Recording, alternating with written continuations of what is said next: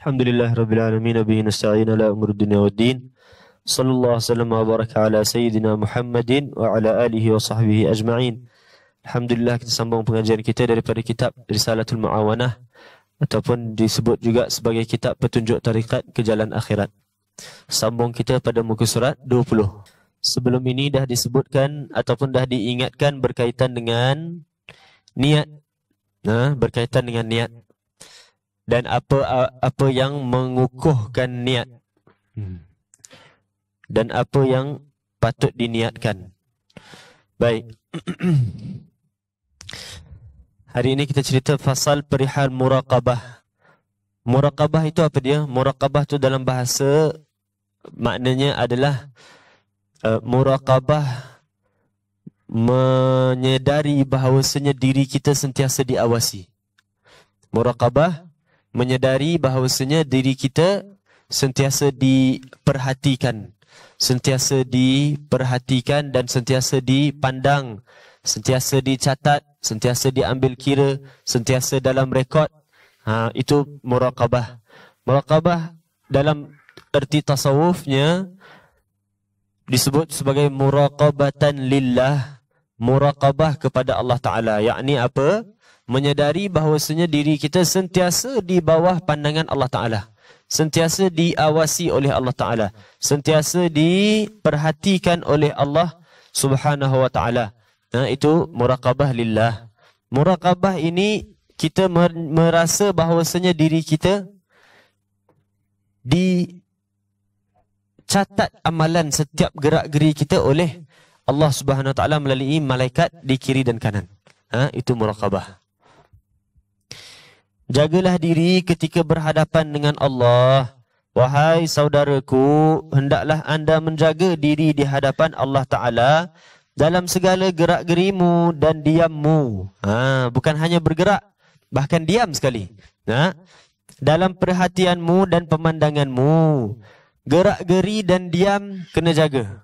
Maknanya apa? Kenapa kita gerak? Dan kenapa engkau diam? Contoh, duduk diam. Tapi depan sana ada orang tengah buat maksiat. Kan tak boleh. Kena tegur, kena cegah maksiatnya. Contoh apa? Duduk diam. Baik hatinya ataupun jasadnya. Duduk diam dalam kereta tengah drive. Dekat mana-mana highway lah. Mana-mana jalan. Nampak sebelah jalan syiar orang fasik. Sama ada kuil, sama ada tokong, sama ada tempat penyembahan orang kafir. Mana-mana sekalipun asal kafir tu tempat penyembahannya, itu kan syiar fasik. Dan haram melata atas muka bumi Allah. Kerana itu syiar pada syirik. Menyekutukan Allah Ta'ala. Ataupun ada kilang arak. Kalau adalah. Kalau adalah mana-mana jalan ke besar-besar kilang arak tepinya. Kalau ada. Kalau tak ada tak apa. Kalau ada pun kita pandang pada kilang arak sebelahnya. Badan kita boleh bergerak tak? Tak boleh. Takkan nak berhentikan kereta pergi kapakkan kilang arak tu terus kena tangkap pula. Lain cerita pula jadinya. Tapi hati kau jangan duduk diam. Dalam drive, jasadnya duduk diam. Tapi hatinya tak diam. Hatinya mengatakan, aku benci, aku tak suka. Ya Allah, hapuskan tempat ini. Ya Allah, selamatkan umat Islam daripada perkara ini. Ya Allah, aku tak suka dan aku tak redha dan aku tak rela atas muka bumi ini ada tempat sebegini di bawah pandangan engkau. Hatinya tak boleh duduk diam. Gerak-geri pun kena juga. Gerak-geri. Sebab tu kita sebut para awliya illah, orang-orang wali Allah ni setiap gerakannya dia perhatikan. Kenapa aku bergerak? Hatta duduk diam sekalipun dia perhatikan. Hatta dia bergerak perhatikan. Dia bawa keluar tasbih berzikir pun dia perhatikan. Dia tak bawa keluar tasbih berzikir guna tangan pun ada sebabnya. Semua ada sebab. Pokoknya wali-wali Allah, orang-orang soleh, semua yang dilakukan ada sebab. Kenapa dia pakai serban pesen begini? Kenapa dia pakai serban pesen yang lain? Kenapa dia tak pakai serban? Kenapa dia pakai serban? Semuanya ada sebab. Semua ada sebab. Dan semua bukan mengada-ngada. Semua ada sebab di sisi Allah Ta'ala. Tak dia gerak ataupun dia diam, melainkan semua ada hujahnya di hadapan Allah Ta'ala. Baik. Kemudian dalam perhatianmu dan pemandanganmu, dalam lintasan hatimu dan kehendakmu, pemerhatian dan pandangan. Pandang perkara-perkara tapi lintasan hatinya lain. Tu pun kena jaga-jaga.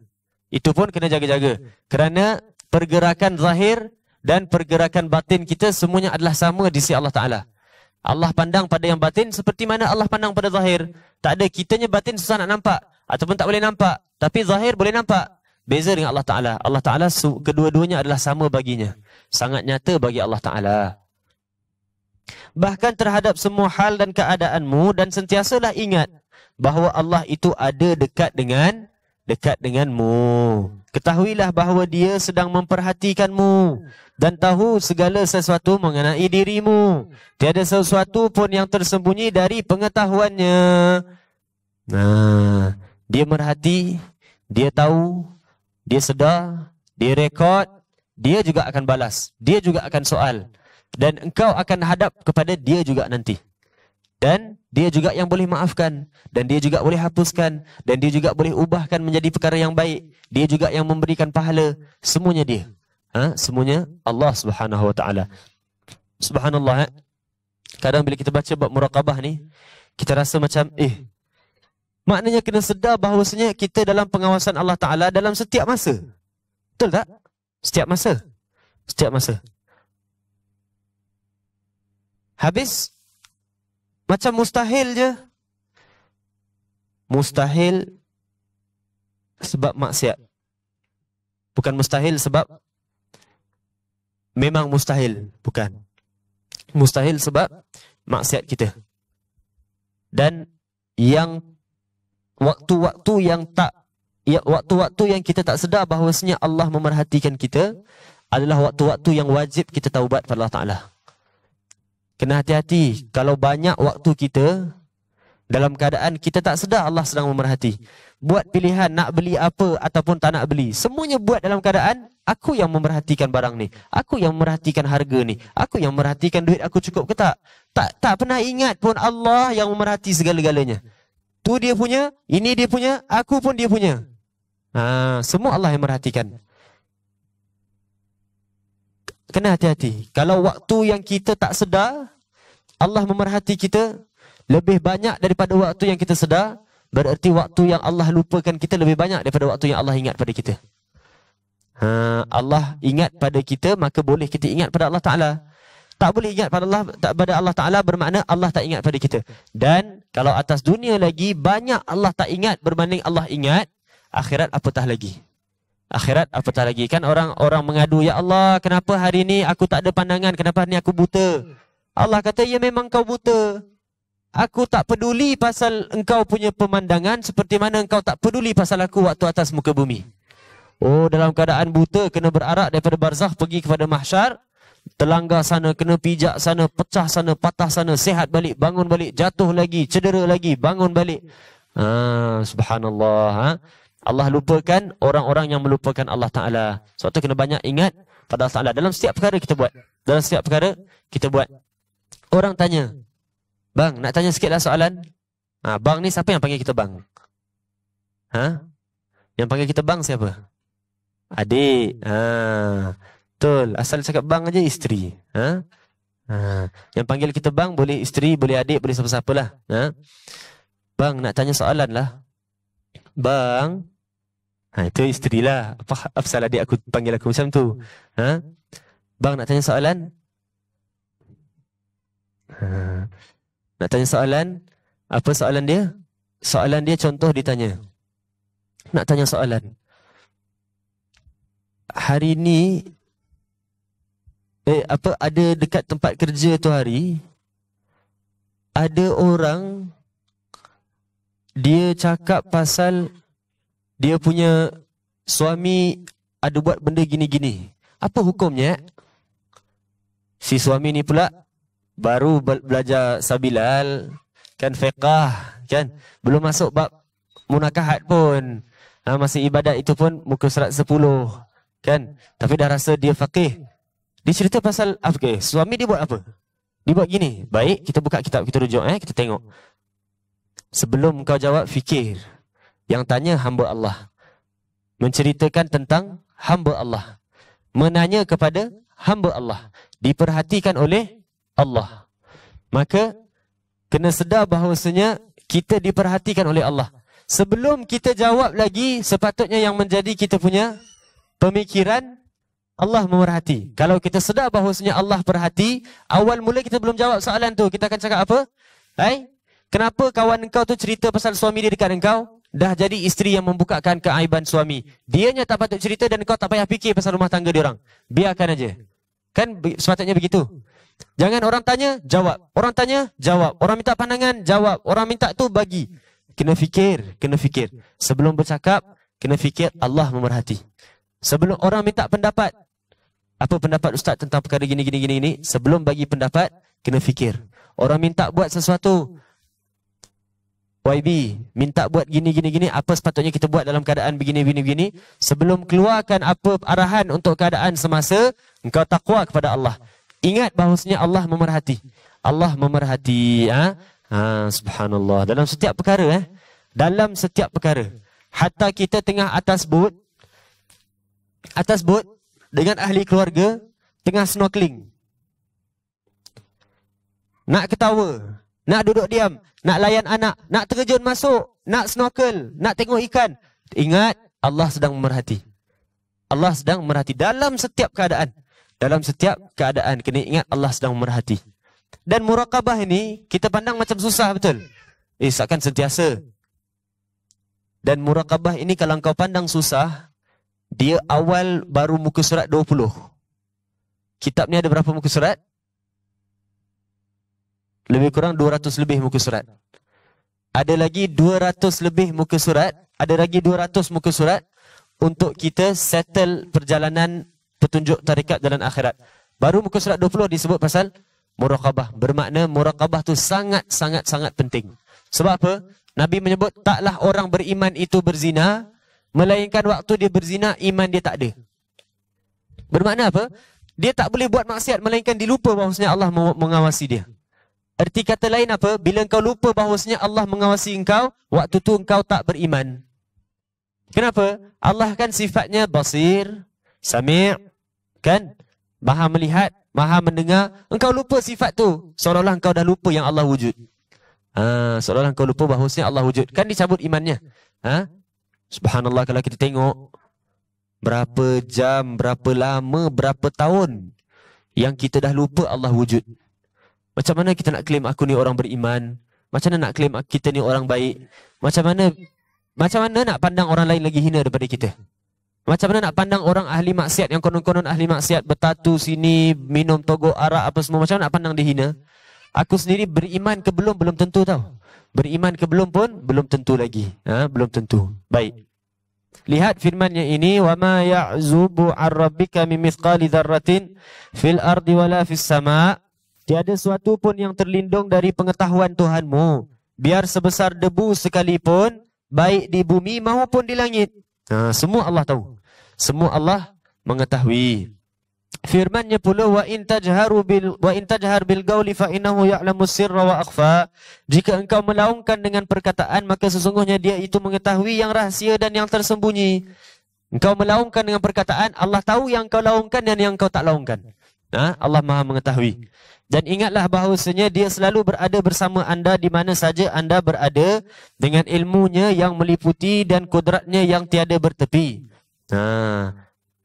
Maka dengan itu, di samping adanya petunjuk, bantuan dan pemeliharaan daripadanya, jika anda tergolong orang-orang yang saleh, nescayalah anda akan merasa malu kepada Tuhan dengan sesungguh malu. Muraqabah, merasa diri diperhatikan oleh Allah Ta'ala. Sama ada kita merasa diri diperhatikan oleh Allah Ta'ala ataupun tidak, Allah tetap memerhatikan kita. Allah tetap memerhatikan kita. Sekarang ni aku baca Quran, Allah sedang perhatikan aku baca Quran baiknya. Dah habis baca Quran, pergi tengok handphone. Tengok handphone, mengumpat orang. Tengah mengumpat orang ni, kita lupa Allah mengawasi. Habis Allahnya lupa tak nak awas kita?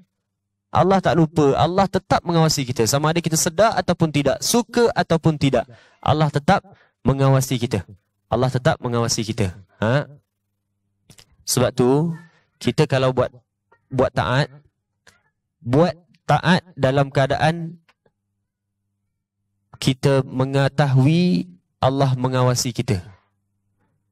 Buat kemaksiatan pun dalam keadaan kita mengetahui Allah mengawasi kita.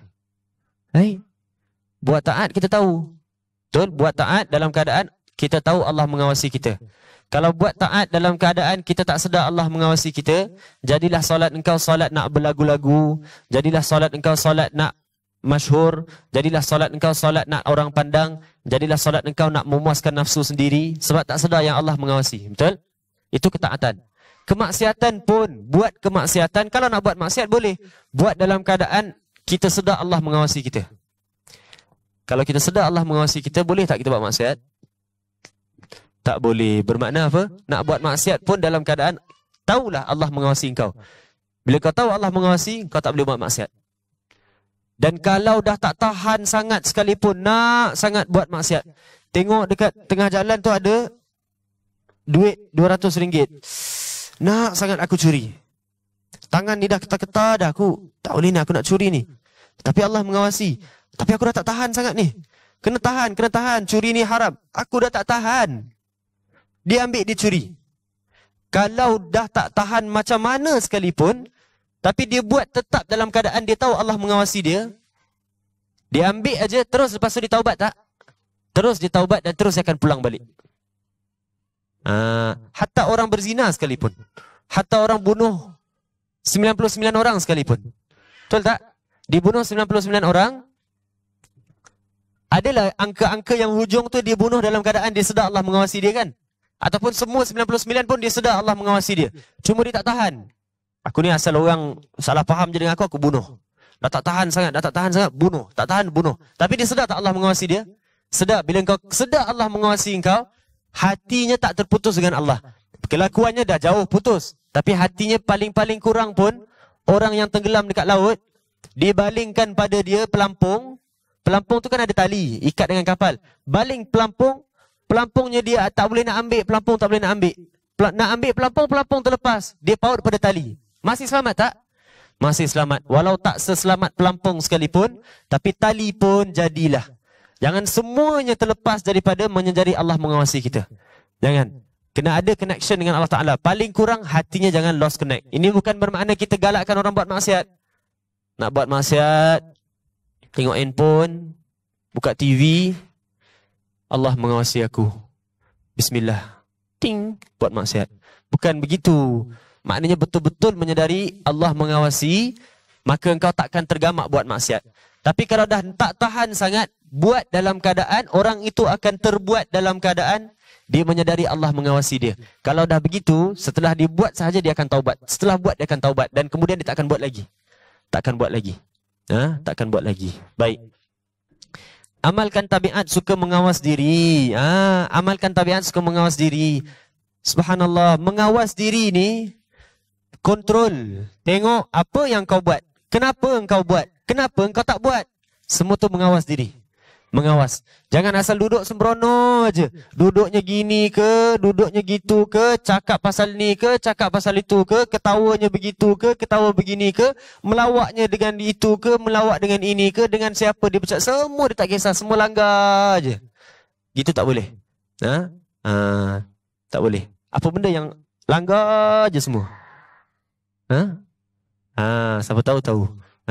Siapa tahu. Dia ni langgar je semua benda. Semua diodokkan aja. Godok aja. Laju pula tu. Besar pula badan dia. Odok aja. Jangan jadi gitu. Jangan jadi gitu. Angkat kepala. Tengok sekeliling. Apa aku buat ni? Kenapa aku buat? Apa aku buat ni? Kenapa aku tak buat? Kena ada. Mengawas diri itu adalah sifat yang perlu diterap. Makin banyak kita awas diri kita, makin kita akan jadi reserve, makin kita control, contented, makin kita akan, apa dipanggil bahasa Inggerisnya? Kontrol lah, boleh kontrol. Kemudian ingatlah, supaya anda mengawas diri, jangan sampai dia mendapati anda di tempat yang dilarangnya, dan tidak mendapati anda di tempat yang disuruhnya. Jangan lupa menyembahnya seolah-olah anda melihatnya. Maka jika anda tiada melihatnya, ingatlah bahawa sesungguhnya dia tetap melihat anda. Ini kan ihsan. Ihsan. Sembah Allah seperti kita nampak Allah. Kalau kita tak boleh sembah seperti kita nampak dia, kita sembah seperti kita yakin bahawasanya dia sedang melihat kita. Dia sedang melihat kita. Kemudian apabila anda mendapati dirimu agak malas hendak melakukan ketaatan kepadanya, ataupun dirimu cenderung untuk membuat maksiat kepadanya, maka segeralah ingatkan dirimu itu bahawa dia sentiasa melihatmu dan mengetahui rahsiamu dan bisikan hatimu. Ingat Ingat. Don't play game with Allah Ta'ala. Allah tak boleh digamekan.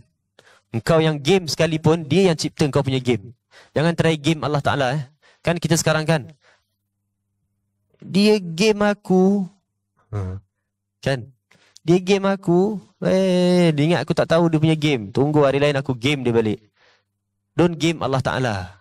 Don't game Allah Ta'ala. Waktu kita buat ketaatan, semangat buat ketaatan, buat. Dah tak semangat buat ketaatan, tinggallah. Tunggulah sekejap. Itu game Allah Ta'ala tu namanya. Namanya game Allah Ta'ala. Engkau game Allah Ta'ala seolah-olah engkau tahu bila engkau mati. Tunggu dululah, aku mati 3 tahun lagi, esok aku sambung buat. Itu game Allah Ta'ala tau. You are gaming Allah Ta'ala. Nak jadi orang baik kita, nak buat macam nak, istilahnya gitu. Nak jadi orang baik kita, kalau nak buat macam nak lah. Hadir majlis maulid, usaha nak jadi orang baik. Aku dah tak nak maksiat ya Allah, aku dah tak nak maksiat, aku nak jadi orang baik ya Allah. Balik rumah malamnya terus buat maksiat. Apa cerita? Don't game Allah Ta'ala. Allah pull you out from maulid, baru tahu. Baru kau menyesal. Don't game Allah Ta'ala. Hadir majlis maulid, nak jadi orang baik, nak insaf, nak taubat pada Allah Ta'ala. Dah ya Allah, nak stop. Balik rumah, terus buka handphone, Facebook. Ya, aku bukan nak tengok benda tak senonoh, aku cuma nak tengok Facebook. Ya memanglah, daripada situlah mulanya benda tak senonoh. Dan engkau tahu benda tu permulaan bagi benda tak senonoh. Berhenti. Permulaannya pun kau dah kena berhenti. Don't game Allah Ta'ala. Allah tahu yang kau tahu itu permulaan. Dan Allah tahu yang kau tahu permulaannya pun dah binasa. Tapi engkau tetap, ini permulaan aja. Aku tak buat apa-apa. Aku cuma gitu aja. Aku cuma gini aja. Aku cuma tengok aja. Aku cuma tekan aja. Tekan. Lama-lama kau terjerumus dalam maksiat lama. Terjerumus menangis. Allah, aku nak taubat. Masuk dalam majlis maulid lagi. Aku nak taubat. Sukanya tengok kawan-kawan baik. Balik, buat lagi benda sama. Engkau tahu permulaannya memang membinasakan. Jangan mulalah. Jauhi daripada permulaannya. Jangan sampai jauh terjerumusnya, tapi permulaan engkau buat. Dah permulaan engkau buat, kelazatan tu dah membina, sampai ke nak terjerumus dah tak boleh tahan. Aku dah tak boleh tahan, aku dah cuba tak boleh tahan. Tak apalah, aku tetap taubatlah. Dalam hadis Nabi sebut, orang yang maksiat kemudian ditaubat. Maksiat kemudian taubat, satu hari Allah kata, aku dah ampunkan semua dosa dia. Aku nak taubat, tapi aku termaksiat. Nak buat macam mana? Aku dah tahan. Engkau dah tahan, permulaannya engkau kena tahan. Don't game Allah Ta'ala. Don't try to game Allah Ta'ala. Permulaan yang kau tahu binasa, tapi kau tetap buat. Itu maknanya, don't game Allah Ta'ala. Jika peringatan semacam ini tidak memberikan apa-apa kesan, contohnya ginilah. Contoh kita sebut tadi apa dia? Orang. Dia dengan kawan-kawan ada satu aktiviti yang jijik. Dia dengan kawan-kawan ada satu aktiviti yang jijik. Adalah kawan-kawan dia. Kawan-kawan dekat maulid tak? Kawan-kawan dekat maulid baik, pakainya macam baik. Baca maulid, join maulid, baca kitab, zikir, beratib. After maulid, dia ada one group of friends yang buat benda yang bukan-bukan. This one group of friends, satu hari dia kata, aku nak taubat lah. Okey, bagus kau nak taubat. Datang majlis maulid, dia pun menangis, aku nak taubat, aku dah tak nak buat kegiatan tu. Habis saja majlis maulid, kawan kau ajak lepak. Okey, boleh. Asal kau nak buat maksiat ke? Tak, aku cuma lepak aja. Tak, aku cuma kontak dia orang balik. Tak, aku cuma jumpa aja. Kan kau tahu mereka tu adalah permulaan barang yang binasa. Engkau lepak aja kan boleh terjerumus. Dah jangan mulalah. Jangan mula. Lepas tu kau taubat balik. Tu bukan tak masuk dalam hadis Nabi Yang Nabi sebut orang yang maksiat kemudian taubat, maksiat kemudian taubat. Satu hari Allah panggil semua malaikat, wahai malaikat, saksikan bahawasanya aku dah ampunkan dosa dia. Sebab dia tahu setiap kali dia bermaksiat, dia mempunyai Tuhan yang maha pengampun. Kan? Kau tak masuk dalam hadis tu. Sebab apa? Engkau tahu permulaannya membinasakan, tetapi engkau tetap mula. Bermakna apa? You are trying to game Allah Ta'ala. Nanti syaitan akan masukkan dalam hati. Akulah dalam hadis tu agaknya. Tak apa, yang penting aku menangis. Yang penting aku hadir maulid. Yang penting aku taubat. Engkau punya menangis, engkau punya taubat, engkau punya rintihan, engkau punya maulid, semuanya camouflage. Menutupkan kesedapan maksiat sahaja. menutupkan keserapan maksiat. Nanti dekat khatimah, syaitan petik aja. Terus terlupa syahadah. Jangan, tak berbaloi. Tak berbaloi. Don't even start. Don't even start. Semua orang nak jadi baik. Yang hadir maulid ni semua diuji oleh Allah Ta'ala. Dan semua nak jadi baik. Semua nak jadi baik. Baik. Jika peringatan semacam ini tidak memberikan tidak memberikan apa-apa kesan kepada jiwamu kerana berkurangan makrifatnya tentang kebesaran Allah Ta'ala, maka hendaklah anda mengingatkannya dari hal dua malaikat yang mulia, kiraman katibin, yang mencatat semua kebaikan-kebaikan dan kejahatan-kejahatanmu. Kalau sebut Allah mengawasi, Allah memerhati, Allah mendengar, Allah mengetahui, engkau lupa tapi Allahnya tak lupa. Dia tak boleh nak faham, tak boleh nak menghayati. Sebab apa? Allah ni terlalu tinggi. Baik, Allah dah ciptakan malaikat. Rendahkan sikit. Malaikat setengah catat. Malaikat tak akan miss apa kau buat. Catatan ni akan dihadapkan kepada Allah Ta'ala. Kadang ada orang kan nak sampai kepada Allah kan tinggi sangat. Jadi rendahkan. Malaikat sedang mencatat. Malaikat mengetahui. Catatan yang malaikat tulis akan dihantar kepada Allah Ta'ala. Rendahkan lagi. Sebab tu hikmah Allah letak malaikat sini. Kalau tak ada malaikat ni, Allah tak tahu apa kita buat. Kan Allah tetap tahu. Allah letakkan malaikat supaya jadi rahmat untuk kita. Orang yang makrifatnya tak sampai kepada Allah Ta'ala macam kita, yang langsung tak ada makrifat. Bukan sampai ke tak, yang langsung tak ada makrifat. Jangan kita dengar, ada orang tak sampai kepada Allah Ta'ala. Allah, kiraman katibin aja mainan dia. Kau jangan. Kitanya langsung tak ada makrifat. Imam Haddad sendiri mengatakan, mana ilmu ladunni aku, mana makrifat aku, mana hakikat aku hanya hamba yang berdosa, tak ada apa-apa ilmu. Imam Haddad sendiri mengatakan. Dan bacakanlah kepadanya firman yang berikut. Idh yatalaqal mutalaqiyani 'anil yamini wa 'anil shimali qa'id, ma yalfidhu min qawlin illa ladayhi raqibun 'atid. Ketika disambut oleh kedua malaikat yang menyambut, seorang duduk di sebelah kanan dan yang lain di sebelah kiri. Apa saja yang disebut dari perkataan, melainkan ada di sisinya malaikat pengawas yang bersedia mencatatnya. Ini waktu lahir. Malaikat sambut kan? Malaikat sambut kelahiran. Sambut aja kelahiran. Ting, terus ada. Raqib, atid. Terus ada. Tapi tak mula tulis lagi. Tak mula tulis. Balik aja, baru dimula tulis. Baru mula tulis. Baru mula tulis. Ada yang kata waktu mati. Mati, apabila hijab diangkat, first malaikat kita nampak apa? Raqib dan atid. First malaikat kita nampak Raqib dan atid. Jadi malaikat maut nak sambut kita punya kematian, nak tarik nyawa kita, sebelum ditarik hijab diangkat kan? Hijab diangkat, dia nampak Raqib dan atid. Raqib dan atid kata kalau orang tu baik, dia kata apa? Wahai temanku yang baik, seronok aku ditugaskan untuk mencatat amalan engkau. Selama dengan engkau sangat-sangat menyenangi aku dan aku harap engkau menyenangkan Allah Ta'ala. Sekarang aku berpisah dalam keadaan aku mengharap dapat menjumpai kamu lagi dan aku berdoa moga-moga Allah berlemah lembut dan terima engkau. Dia pun berpisah. Kalau orang tu macam kita, dan that time akan sampai untuk kita, semua akan sampai. Boleh jadi malam ni pun. Boleh jadi nak balik rumah jumpa isteri pun tak sempat. Tak sempat. Ataupun balik-balik isterinya dah tak ada. Anytime, anything can happen. Anything. Balik-balik anak setiap hari gendong. Nampak anak terfikir besar nak jadi apa, besar nak jadi apa. Sekali balik rumah anaknya dah. Kan boleh. Anytime, mati boleh datang anytime. Dan this experience boleh jadi real for any of us. In any time. In any way. Kalau macam kita ni, sebab tu kena seram kena takut. Ini real punya cerita tau. Macam kita, bila kita sebut macam kita, memang betul-betul macam kita. Yang macam kita ni kalau mati, diangkatkan hijab, nampak Raqib Atid. Raqib Atid kata apa? Wahai teman yang sungguh menyampahkan bagi aku. Selama aku ditugaskan untuk mencatat amalan engkau, aku sangat jijik tentang apa yang kau derhaka kepada Tuhan engkau. Dan aku sangat tak suka berkhidmat kepada engkau. Nyahlah engkau daripada aku, suka sangat aku berpisah dengan engkau. Dan aku harap engkau dibalas setimpal oleh Allah Ta'ala. Subhanallah. Kalau kita dah nampak tu di hijab angkat, punyalah sedih kita waktu tu. Terus daripada that saat, terus meronta, Ya Allah, pulangkan balik satu saat aku nak sedekah. Ya Allah, pulangkan balik satu saat aku nak bantu orang. Itu cerita kita. Cerita kita. Sesudah itu, jika jiwamu tetap tidak mengambil peduli tentang peringatan ini, hendaklah anda mengingatkannya tentang dekatnya maut. Ni baru kita sebut tadi. Dekatnya maut. Dan maut itu adalah perkara gaib yang paling dekat sedang ditunggu. Dan alangkah bimbangnya jiwa itu bila dia diserang maut dengan tiba-tiba. Dan bahawasanya apabila maut datang menimpanya padahal dia masih dalam keadaan yang tidak diridai Allah Ta'ala, bukankah itu akan menyebabkan kerugian yang tiada kesudahannya? Rugi serugi-ruginya.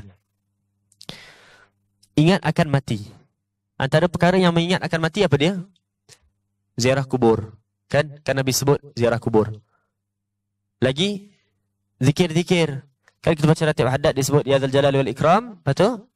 Amitna ala dinil Islam. Matikan aku dalam keadaan agama Islam. Ada lagi zikir ya Allah biha ya Allah biha ya Allah bi husnil khatimah. Khatimah penutupan hidup dalam keadaan baik. Lagi zikir apa dia? Allahumma inna nas'aluka ziyaratan fi din, barakatan fil umur, sihhatan fil jasad, wa sihhatan fil rizq, wa taubatan qablal maut. Cerita maut. Cerita maut. Dan jika menakut-nakutkan semacam ini juga tidak berguna pada jiwamu. Sebab tu umat Islam, orang Islam tak boleh satu saat pun dia selesa. Susahnya hidup kat dunia macam tu. Sebab tu nama dunia Sijnul Mu'min, penjaranya orang beriman. Tak boleh rasa selesa. Selesanya dengan keluarga, selesanya dengan TV, selesanya movie demi movie, selesanya majlis ilmu dekat sebelah sana, selesanya tak masuk dalam majlis ilmu, selesanya berjalan-jalan dengan family, selesanya berfoya-foya, selesanya kawan-kawan aku naik makam, aku ditinggalkan. Tak boleh selesa. Itu selesa dalam maksiat memang tak boleh, memang kita tahu kan. Selesa dalam taat pun tak boleh. Kan kita dengar cerita Sayyidina Imam Umar Muhdar dengan anak dia, kan? Abdul Rahman Sagaf dengan anaknya Imam Umar Muhdar. Sayyidina Abdul Rahman Sagaf dibawa oleh Nabi SAW untuk berjalan-jalan dalam syurga. Jumpa anak dia, anak kata, abah dari mana? Kaki ni nampak kekuningan. Sebab tanah dekat syurga daripada koma-koma. Koma-koma apa? Za'faran, saffron. Abah dari mana? Baru berjalan dekat taman syurga, Nabi bawakan. Anaknya menangis. Bapak kata, kenapa engkau menangis? Yelah, Nabi bawa abah, Nabi tak bawa saya. Abahnya pun menangis. Anak tanya, kenapa abah menangis? Nabi bawa aku tadi, aku takut benda tu istidraj. Aku takut aku ditipu sehingga akhirat nanti sebenarnya aku masuk neraka. Tak boleh selesa. Kita jangan cerita dibawa oleh Nabi. Baru masuk majlis maulid Nabi, kan? Baru selawat 300 sehari, dah 300. Malam nak tidur, agaknya malam ni aku mimpi Nabi ni. Macam mana tak mimpi Nabi? 300 aku selawat. Memang malam ni lah. Bila lagi? Baru selawat 300 kali dah rasa wali. Jangan selesa. Jangan selesa. Walaupun dalam keadaan ketaatan, orang Islam kena sentiasa cemas, sentiasa tersepit, sentiasa takut, sentiasa risau. Allah terima ke tak? Allah terima ke tak? Tengah solat, aku terpandang makhluk lah, ya Allah, ya Allah. Kau terima ke tak, ya Allah? Kau terima ke tak? Aku dah terpandang makhluk, ya Allah. Tengah solat lagi khusyuk sikit. Leka lagi. Ya Allah, aku dah teringat benda ni, ya Allah. Kau terima ke tak, ya Allah? Kau terima ke tak? Habis solat, terus istighfar. Istighfarnya pun tak tenang. Ya Allah, aku minta ampun, ya Allah. Solat aku begini, ya Allah. Kalau tu jadi solat terakhir, macam mana aku nak menghadap engkau, ya Allah? Always risau. Sesudah itu, jika jiwamu tetap tidak mengambil peduli tentang peringatan ini, hendaklah anda mengingatkannya tentang dekatnya maut, dan maut itu adalah perkara gaib yang paling dekat. Ini dah baca tadi ya. Dan jika menakut-nakutkan semacam ini juga tidak berguna pada jiwamu, hendaklah anda menyebutkan kepadanya tentang apa yang dijanjikan Allah Ta'ala terhadap siapa yang mentaatinya dengan memperoleh pahala yang besar, dan apa yang diancamnya pula dengan siksa yang pedih terhadap siapa yang melakukan maksiat kepadanya. Kalau mati pun tak jalan, ingatkan kepada dia ada dosa dan pahala, ada ancaman dan ganjaran. Katakanlah kepadanya, wahai jiwa. Ini Imam Haddad kata apa? Imam Haddad dalam satu kenyataan, Imam Haddad menyebutkan dalam kitab dia, kalau dia kata wahai jiwa, wahai saudara, wahai engkau. Wahai saudara tak? Wahai saudara memang disebut tentang kawan dia. Risalah ni kan dihantar kepada kawan dia kan? Kawan dia minta. Wahai saudara tu kawan dia tu lah. Tapi disebut kalau wahai engkau, wahai jiwa. Imam Haddad kata, ketahui tak aku sebut wahai jiwa dan wahai engkau, melainkan aku tunjukkan kepada diri aku sendiri. Diri aku sendiri. Wahai jiwa, tiada apa pun yang boleh disesalkan selepas mati. Dan tiada tempat tinggal lagi selepas kehidupan ini. Ini Imam Haddad cakap dengan siapa? Kepada mereka yang bermaksiat. Kepada mereka yang tak takut pada Allah Ta'ala. Kepada mereka yang tak semangat nak taat. Kepada mereka yang langsung tak ada ibadat. Ini Imam Haddad cakap pada dia. Siapa tu? Jiran sebelah. Nanti aku nak tangkap gambar, hantar dekat grup WhatsApp. Ada orang dalam grup WhatsApp aku ni macam-macam tau. Macam tak ingat mati pula. Cerita COVID aja, aku hantarkan benda ni. Bukan, Imam Haddad cakap dengan dia untuk kita cakap dengan kita. Baca ni seperti Imam Haddad sedang tegur kita. Seperti Imam Haddad sedang cakap kepada kita, dan tak kita baca ni melainkan aku niat selepas aku ditegur oleh Imam Haddad, aku nak betul-betul jadi orang baik. Orang baik yang betul-betul punya baik. Wahai jiwa, tiada apa pun yang boleh disesalkan selepas mati. Dan tiada tempat tinggal lagi selepas kehidupan dunia ini, kecuali tempat tinggal di syurga ataupun tempat tinggal di neraka. Kini pilihlah buat dirimu. Jika mahu taat, nescaya akibatnya kemenangan untuk mencapai keredaan Allah dan tinggal berkekalan dalam syurganya yang panjang luas. Kemudian berjaya memandang kepada wajah Allah yang maha mulia lagi banyak budinya. Dan jika mahu pilih maksiat, nescayalah berakhir dengan penyesalan dan kehinaan, kemurkaan dan pengharaman, lalu dipenjara antara lapisan api neraka yang berluap-luapan. Subhanallah, subhanallah.